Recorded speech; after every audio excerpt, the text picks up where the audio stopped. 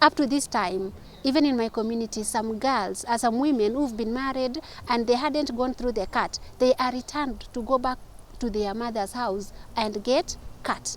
Why? Because the husband says he can't speak before other men because they tell him, you married a girl, you married, a child. So if you want to be listened to, then go back and let your wife be cut.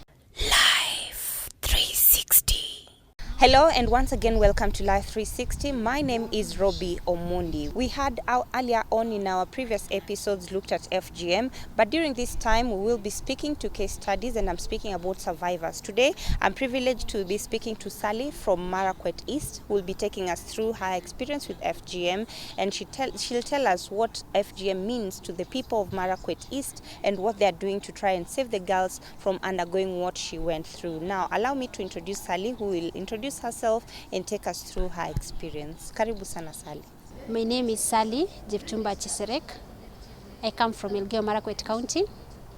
I come from a CBO called Light a Girl Initiative. I am also a teacher by profession. I am a survivor of FGMC. And my story began a long time ago, while I was just a young girl of about 11 years old. And the way they prep you for this FGM, it's something that is ceremonial. The community participates, everybody is there, your relatives, they all want to see you go through the practice and all that. So being a young girl, you usually don't get to know what it is exactly that they are going to do to you. You just think maybe it's some kind of going for seclusion and coming out. No one tells you what it is. And so because everybody among your friends, your neighbors, they are going, then you go like, I'm going. Sometimes you ask your parents, like my mom asked me, what do you want? Do you want to go through the practice or you want to stay? I can take you for a camp or you can go. So I asked her, Mom, is so and so going? That is one of my friends. She said yes. How about the other one? Yes. And I was like, no, I am going to go. It comes with a lot of pain, a pain that does not just end. It's pain that you keep on reliving every other time.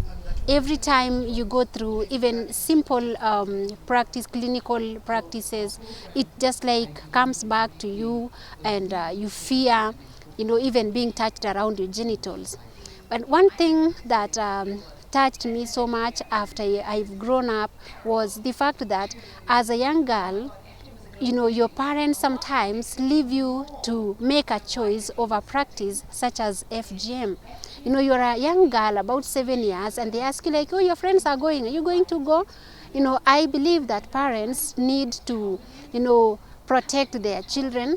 They protect their girls at a young age until they let them reach an age, the age of consent, where this child is grown and can decide on what she wants to be done to her.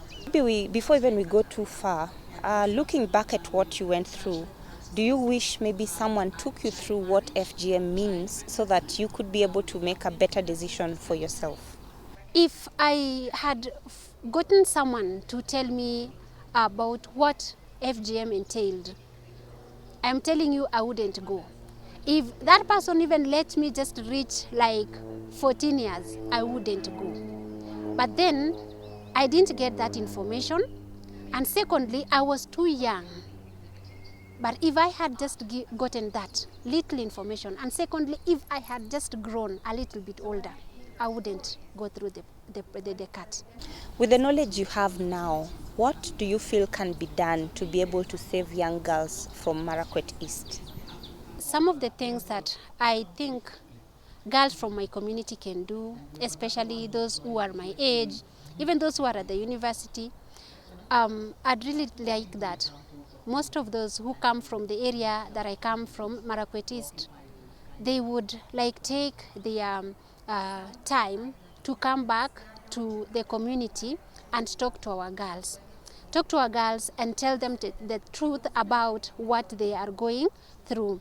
most times what happens is that no one tells you that there are going to be effects of FGM after it has been done to you. No one prepares you about the psychological trauma that you're going to go through. No one tells you about, the difficulties you're going to face during childbirth after you go through the practice. No one tells you anything of that sort. All they want to tell you is that they want you to go through the practice and then you're ready for marriage, or you're just ready and acceptable in the society. So I would really call all girls, all women, especially women survivors, to go back and tell the truth to the girls who are yet to who have not been cut, so that they can see that this thing is a violation. This thing has no any benefit to them. And maybe, Sally, as a teacher and a survivor, would you say there is something that our education system can do to be able to protect the girls and be part of ensuring that young girls do not go or undergo FGM? Yes, I really believe that there is a lot that this education sector can do in bid to ending FGM in our communities. I think the CBC curriculum has aspects of this FGM, where girls are taught about FGM and its effects. And I believe that we as teachers, especially those teachers who are from these communities that practice FGM, they come forward and strongly empower the girls with the knowledge of the effects of these FGM, and give them, be the role models of these girls, by even letting them know that their bodies are valuable and everything that is there in their bodies is okay, and they don't need to remove anything to be a girl or to be a woman. So every other stakeholder in the education sector has a role to play. So does it mean that FGM is still being actively practiced, especially to young girls who are still going to school? FGM is still happening to school-going girls. Even those at the age of 7, it is happening. It even happened this holiday. And whatever happens is that when we are at school, okay, I teach a secondary school, but the teachers who are in primary school, they will tell you that the girls who went through the cut, they come out of that place with a very, being very different. A girl who was very jovial is no longer jovial. A girl who had a voice and could do her work, freely interact with the teachers, can no longer do that. She just comes to class, she becomes docile, and then there is that thing, like, I have been cut, you have not been cut, I can't talk to you, I can talk to, there comes some kind of stigma between, the students in class. Others who have not gone through are also called abusive names. And as a teacher, you get, every time, you get some, reporting cases where girls come to you and say, teacher, so-and-so has called me this. Teacher, so-and-so, why? Because the other time she was cut and I was not cut. So you have, to deal with this. And these girls who are cut at that age, they don't last long at school. Many of them drop out of school. And so when they drop out of school, that's the end of the life of that child. And as a teacher, of course, we try our best. We try our best to talk to these girls. Even this last holiday, we did, round their schools. We went to schools, visitations, talked to these girls, told them they should say no, trying to give them urgency and all that. But still, the culture is like stronger than you. You still want, they're telling them, no, especially as a survivor, an activist who is a survivor, you go talk to these girls, and then when they come out of that place, they are like told by their parents or the elders who are still against, like, why is she lying to you? She went through the cut. Now she's lying to you so that you do not go through it. So there is nothing that she's telling you, you see. So even with that, you like try and like, oh my goodness, I'm trying to let these people know that this thing is wrong, but they are using the fact that I'm a survivor again against me. Right now, when you go to the villages again and you're trying to talk to these women survivors and tell them to tell their story and all that, then the people come back and go like, it's very hard. Like I said, our culture is very ritualistic. So before even a woman decides to open up and tell her story, it really takes, a lot of persuasion, a lot of healing, trying to even tell them this is what you can say, and this is, and as a survivor, I have also to protect myself. I have to protect the people who I'm talking to. It's like safeguarding. I should do no harm. If she goes out there and gives out information that when she goes back home to her family, she's beaten up for having, given information that is not allowed. So it is, a thin line that we walk, because you have to let them know this is what you can say, this is what you cannot say, because having done covenants, you end up, binding yourself. And if someone does not get delivered from all those things, they will still go like, I can't speak because what if nikirogwa, na nikifanyiwa hii, na nikifanyiwa ile. So many survivors keep quiet. They don't want to speak. And so when you train them, when you even call them to a meeting and you're trying to do the training, again, it becomes a backlash to you. Pale kwa community, they go like, so wameamua sasa saisi wanachukua survivors, hawateki tena wasichana wenye hawajakatwa, so si waseme tu tukate wasichana ndio wafanye nini, wawaite wa train. Again it becomes, very challenging. But I know we're going to win. I know as a survivor, if we continue doing this, as an activist, as a teacher, I've tried my best. Even in my class, I'm almost getting names. Madam ameshaenda ile mkutano yake ya, ya FGM, Madam FGM, and I'm just okay with it. But at least they know, they are getting to know that this thing is a no, and they are going to, even resist it. Now, considering that there are girls maybe who do not want to undergo FGM, are there enough rescue centers, for instance, in Marakwet East, to take care of these young girls who do not want to undergo FGM? We have very few safe places for these girls. Sometimes we call them rescue centers, where the girls can run to, but they are few, and they are far away. So sometimes before a girl gets to someone who can take them through, like using a motorbike or a car to get into that place, it becomes very challenging. So others decide, like, what could I have done? Sometimes you give out your number, your phone number. If anything like this happens, please call us. And sometimes it is too late, or sometimes you get to, by the time you're getting there, you find that you're taking the children there, the girls are there, but then you need to look for money to make sure that they are fed. Some other times, these girls, after they've stayed in that rescue center, schools open, you have to take them back to school, and their parents are like, you refuse to go through the cat? We are not taking you to school. So now you still have to, like, source for funding, get people like who has what, and as a teacher, you don't have enough, even your own salary cannot help you to take another person's child to school. So you get to go to well-wishers helping. And at the end of the day, some other children even, they resist. Like we had a case of girls who resisted, they ran away. The father went after them. They stayed, the year 2022, they were not cut. In the year 2023, the father came for them like, no, I cannot continue doing what?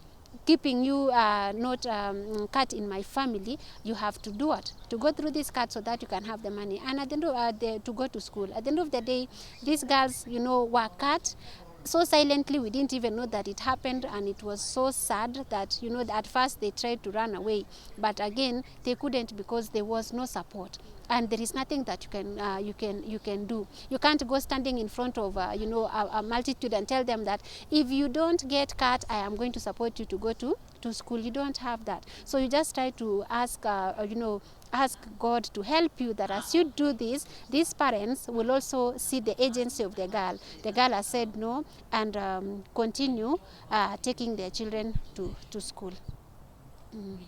So if there is like funding out there, if there are people who are able to help in this, well-wishers, donors, we'd really love that we get the support from our region and every other place where FGM is happening, so that we get to let this information get out there. In fact, I believe in community change, community change through talking to them. Some other times we have issues of arrests, people are being arrested here and there, but then they go doing the FGM in places where you can't even access.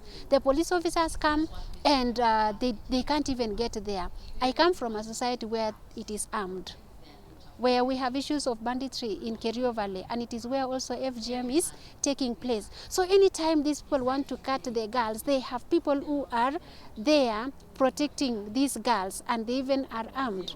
And so they end up like, the police officers can't go there. You go there, what will happen to you? You may also end up being killed. We had an incident of a police officer who was killed this holiday just because of trying to rescue girls from the cut. So I strongly believe that we need to do community dialogue. We get community change by just talking to these people, trying to sell the idea, let them see that FGM has no value, and let them, embrace this and let the practice go. Because if you do arrest today, arrest tomorrow. Last time we tried and someone was asking me, haha, madam, sasa utafunga nani, uwache nani? Because they had done this thing and they were meaning. So it's just like, I believe community change through, transformation is going to happen. Sensitization, empowerment of the girls, talking to the elders and trying to bring them on board, and the men in general. So in the past, we used to see men are the ones who used to push for girls to undergo FGM and get cut. But in the previous days, we've seen men joining the fight and trying to ensure that their girls are protected. Do you think that has helped in the fight against FGM? Our elders are the custodians of our culture. They're the ones who dictate what should be done and what should not be done. So men, in fact, like last year, they were the ones who were they were trying to find the engagement of men and boys in these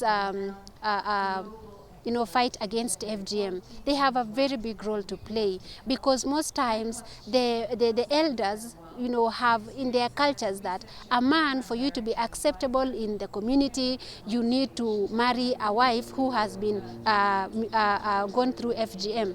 So if these men, especially the men who are elites, especially the men who have seen that FGM is not anything that is productive or beneficial, then I believe that they have a role to play, especially those who are working. They're the ones who have even financial muscle in their villages. When there are contributions for any other thing, they're the ones who are giving contributions. So I believe that the men who are professionals also have the power to shape the elders, the way elders are doing their things. So I think, I really believe and strongly believe, up to this time, even in my community, some girls, some women who've been married and they hadn't gone through the cut, they are returned to go back to their mother's house and get cut. Why? Because the husband says he can't speak before other men, because they tell him, you married a girl, you married a child. So if you want to be listened to, then go back and let your wife be cut. So you see, this FGM is not done for women. And the moment men marry the wives who have not been cut and they are not returned, that is the time when we're going to say we love one. Now, at the moment, we are also seeing a lot of groups coming up and fighting FGM. However, do you still feel that there are gaps that still need to be filled to ensure that the fight against FGM is faster and more girls are protected? For sure, there's so many organizations that have come, and I am happy because the more we are in the field, the more we are able to fight this practice. But there is one thing that I would still want to be done, and this is engaging survivors and the elders. Most of our communities, let's say the community that I come from, we men will listen to women, but mostly the women who have gone through the cut, because they believe that they are adults, they've gone through this thing, and they are ripe, they can even speak before men. So I want to say that if the survivors are going to go to the grassroots and talk, engage the elders in the community to change some bits of the culture, how girls are the whole thing about marriage. For our people, marriage is something very important. In time before, even up to this time, there are some other places where they say they can't engage a girl, they can't do the traditional engagement for a girl who has not been cut. They can't even do for you a traditional wedding if you have not been cut. So I believe that if the survivors engage the elders and sell out the idea that we are women and we do not need to be cut for us to be done for these ceremonies, then it's going to work. So I believe right now, even for me, I'd like, if I am able to get in my organization that funding, to be able to just engage the elders, I would really do that, because the moment the elders, give their going for, like, yes, they have said it's over. No, I'm not talking about the elders signing a piece of paper with UNFPA or other organizations like it's over. No, I want like serious engagement where in our culture, FGM is very ritualistic. Very ritualistic. Before they come to a point of saying we will not continue doing this thing, they must have gone through a lot of rituals, like cleansing here, cleansing there, saying we're discarding this in in front of other elders, and saying we're abandoning this mara moja together without maybe just doing it in a boardroom. This thing is going to end, especially from our villages. So I think we still need to engage the survivor and the elder so that we can get there. Thank you very much, Sally, for speaking to us. You're definitely doing a good job, and we hope that many more young women can come up, especially survivors, to speak about their stories and encourage the young ones and protect them from FGM. And to you, my viewer, thank you very much for tuning in. If you know someone, maybe a donor or someone who needs to support such groups that are fighting FGM, we all welcome to join on board and to ensure that our young girls, especially in these communities that practice FGM, our girls are protected, because FGM doesn't have any importance in a woman's life. Until next time, my name is Robbie Omondi. Thank you for tuning in. Bye-bye.